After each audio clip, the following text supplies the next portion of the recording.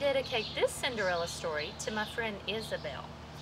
It's called Cinder Ella, a Tex-Mex Cinderella story. Once upon a time, there lived a beautiful young girl. She lived in San Antonio.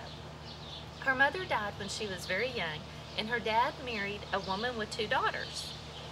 The stepmother would make the young girl clean the chimney. Soon the 2 stepsisters began calling her Cinder Ella, Cinder Girl. All day, Cinderella would clean the house, make the beds, and do the laundry, while her stepmother and stepsisters would sit in the garden and listen to music. One day, a neighbor stopped by to tell them about the Cinco de Mayo festival that would be held at the Riverwalk downtown. Cinderella longed to go since she was always working so hard and never got to do anything fun. Cinderella asked, "Por favor, stepmother, may I go to the fiesta?" "Of course not. You must get our dresses ready for the big night." Cinderella sewed for days until the 3 dresses were finished. At last, it was Cinco de Mayo. After the stepsisters and their mother left, Cinderella went out to the garden to rest. Suddenly, the spirit of her abuelita appeared. Her spirit often comforted Cinderella while she was doing her chores.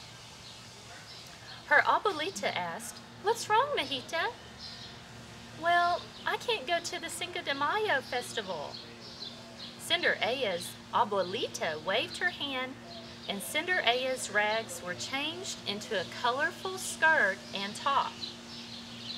Her hair was braided with long ribbons woven in between the strands of her silky brown hair.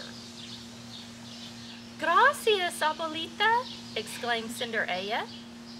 Her abuelita cautioned, "You must be home by midnight." "Yes, I will. I love you, abuelita. Adios." Cinderella arrived at the festival. Her 2 stepsisters and stepmother did not recognize her and were jealous of her gorgeous dress. The governor's son was at the festival, and when he saw Cinderella, he graciously asked her to dance.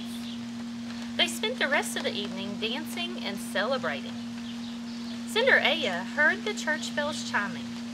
As she turned around, she realized it was midnight. Cinderella ran across the bridge, and as she did, she lost her huarache, or sandal.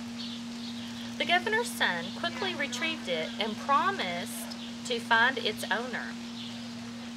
The next week, as Cinderella was doing her chores, she heard a loud knock at the door.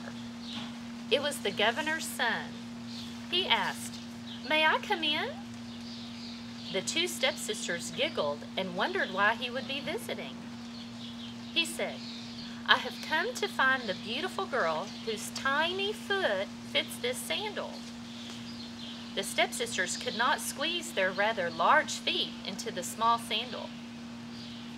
Suddenly, the governor's son saw Cinderella in the garden. "Ah, your sister has not tried the sandal." Cinderella's tiny foot fit perfectly. The governor's son asked her to marry him. Soon, they were married in one of the Spanish missions in San Antonio and lived happily ever after. The end.